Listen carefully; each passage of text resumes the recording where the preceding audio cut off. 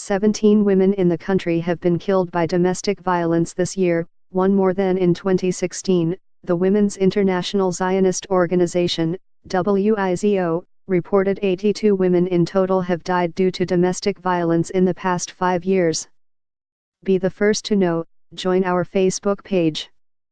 Function, D, S, ID, var JS, FJS equal D get elements tag name, S, 0, if, D get element bid, ID, return, JS equal D createlment, S, JS.id equal ID, JSSRC equal / connect facebook.net/n_us/all JS number XFBML equal 1 and app ID equal 1634148068997, FJS parent node insert before, JS, FJS, document, script, Facebook JS SDK. WIZO released its Domestic Violence Index on Tuesday in preparation for the International Day for the Elimination of Violence Against Women, which takes place on November 25. The report says that out of some 500,000 children exposed to domestic violence each year, only 2,000 are reported and treated in a center or shelter. This accounts for less than 0.5% of the at-risk children. The report adds that some 200,000 men commit acts of domestic violence each year,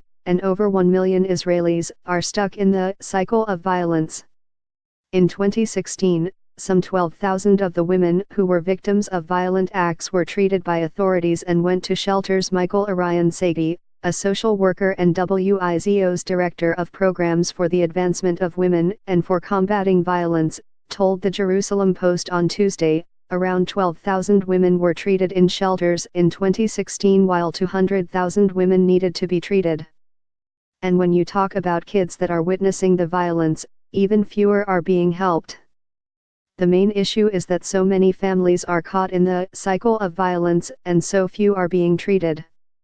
According to Arian Sagi, violence is not limited only to physical abuse, but also sexual assault, stalking, strangling and verbal abuse. The research showed that some 1,500 babies are born annually into violent households. This means that around 4 babies are born every day into the cycle of violence, said Arian Sagi. She explained the implications of this number. We need to look at the children that are caught in the cycle of violence and witnessing the violence between their parents.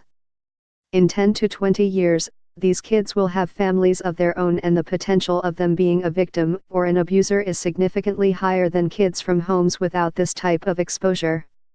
Arian Sagi explained the damaging effects of growing up in a violent household. These kids have higher risks for suicide, depression and overall physical and mental health problems, she said. If they see violence at home, this is the way they learn to communicate with the world.